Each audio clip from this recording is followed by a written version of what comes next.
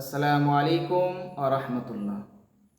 পবিত্র ঈদ উল আজহার দিনে পবিত্র কোরবানির পশুকে জবাই করার কিছু নিয়ম, কিছু শর্ত, কিছু কানুন সম্পর্কে আমি একটি গুরুত্বপূর্ণ ভিডিও তৈরি করেছি।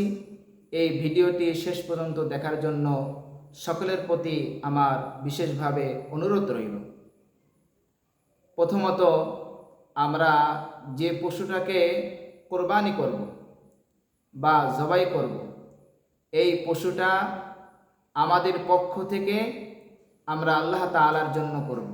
যেমন যদি 7 জন ব্যক্তি মিলে একটি কোরবানি দেয়, অথবা 6 জন, অথবা 5 জন, অথবা 1 জন, অথবা 3 জন, এভাবে মানুষ যখন কোরবানি দিবে তখন কোরবানি দাতারা এভাবে নিয়াত করবে, আমরা আমাদের পক্ষ থেকে কোরবানি করতেছি আল্লাহ তাআলার জন্য।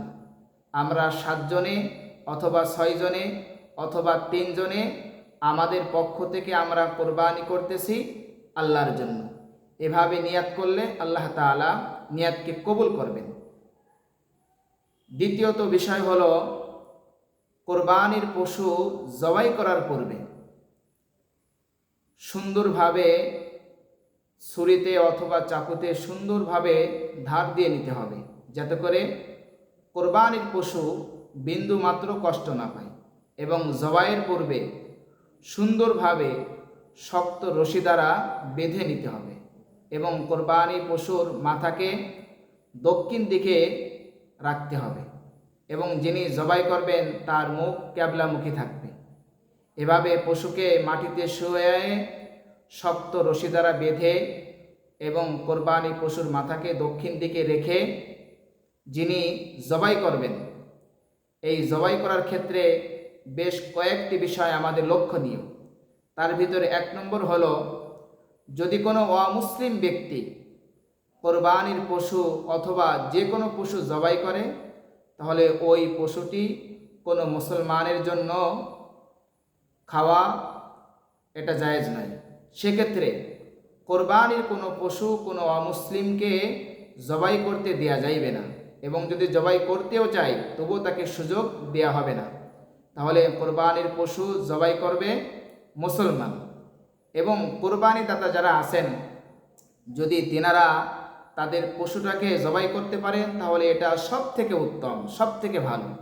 যদি তারা না পারেন তাহলে কমপক্ষে জবাইয়ের সময় যারা কোরবানি দাতা আছেন তারা নিকটে থাকবেন।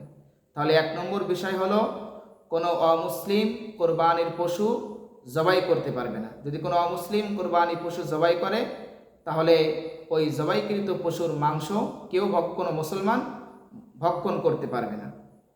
2 নম্বর বিষয় হলো, যিনি জবাই করবেন অবশ্যই জবাইয়ের শুরুতে তার বিসমিল্লাহি আল্লাহু আকবার বলতেই হবে, এটা শর্ত জবাইয়ের জন্য। দ্বিতীয় শর্ত হলো, জবাইয়ের পূর্বে বিসমিল্লাহি আল্লাহু আকবার বলে জবাই করবে। এটা যারা কুরবানি দোয়া জানে না তারা ন্যূনতম কমপক্ষে এতটুকু বলবেন। আর যারা কুরবানি দোয়া জানেন তারা কোরবানির পশুকে শোয়ানোর পরে তারা এভাবে দোয়া পড়বে, ইন্নী ওয়াজ্জাহতু ওয়াজহিয়া লিল্লাযী ফাতারাস সামাওয়াতি ওয়াল আরদা হানিফাও ওয়া মা আনা মিনাল মুশরিকিন ইন্না সালাতি ওয়া নুসুকি ওয়া মাহইয়ায়া ওয়া মামাতি লিল্লাহি রব্বিল আলামিন লা শারীকা লাহু ওয়া বিযালিকা উমিরতু ওয়া আনা মিনাল মুসলিমিন আল্লাহুম্মা মিনকা ওয়া লাকা বিসমিল্লাহি আল্লাহু আকবার বলে ওই কোরবানির পশুকে জবাই করবে। তবে জবাইয়ের ক্ষেত্রে একটা বিষয় লক্ষ্য রাখতে হবে যে প্রত্যেকটা পশু জবাইয়ের ক্ষেত্রে 4টা শিরা কাটতে হয়। তার ভিতরে শ্বাসনালী, কণ্ঠনালী যেটা গলার ভিতরে থাকে, আর গলার 2 পাশে দুটো শিরা থাকে যাকে বলা হয় শাহরত। এই জবাইয়ের ক্ষেত্রে এই 4টা শিরা কাটতে হবে। এবং একটা জিনিস লক্ষ্য রাখতে হবে, জবাইয়ের ক্ষেত্রে অনেক সময় আমরা দেখি অনেকে ছুরির মাথা দিয়ে তার গলার ভিতরে এরকমভাবে চেপে দেয়। তো কোনো অবস্থাতেই ছুরির মাথা দিয়ে কুরবানির পশুর ওই জবাইয়ের স্থানে মাথা দিয়ে চাপা যাবে না। তবে লক্ষ্য রাখতে হবে স্বাভাবিকভাবে এই 4টা শিরা যদি কাটা হয়, তথা খাদ্যনালী, কণ্ঠনালী এবং শাহরত যে দুটা শিরা থাকে দুই পাশে, এই মোট 4টা শিরা কেটে দিতে হবে। তার ভিতরে 3টা কাটলেও যথেষ্ট হবে। তবে আমরা কোনো অবস্থাতেই ছুরির মাথা দিয়ে আমরা গুতা দেওয়ার জন্য বা খোসা দেওয়ার জন্য আমরা কোনো অবস্থাতেই চেষ্টা না করি। এরপর আরেকটা বিষয় হলো, যখন কুরবানির পশু জবাই করা হয়ে যাবে তখন যিনি কুরবানি দাতা আছেন তখন তিনি দোয়া পড়বেন, আল্লাহুম্মা তাকাব্বালহু মিন্নি কামা তাকাব্বালতা মিন হাবিবিকা মুহাম্মাদিন ওয়া খলিলিকা ইব্রাহিম আলাইহিমাস সালাতু ওয়াস সালাম। যিনি কুরবানির পশু জবাই করতেছেন তিনি যদি নিজেই কুরবানি দেন তাহলে তিনি এভাবে বলবেন, আল্লাহুম্মা তাকাব্বাল মিন্নি।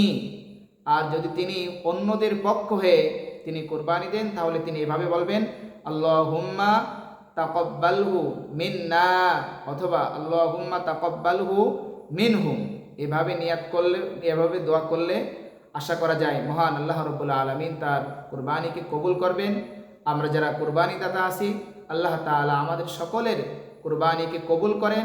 আর যারা দিতে পারছেন না আল্লাহ পাক তাদেরকেও আগামীতে কুরবানি দেওয়ার সুযোগ তৌফিক দান করেন। আমিন। ওমা তৌফিকি ইল্লা বিল্লাহ।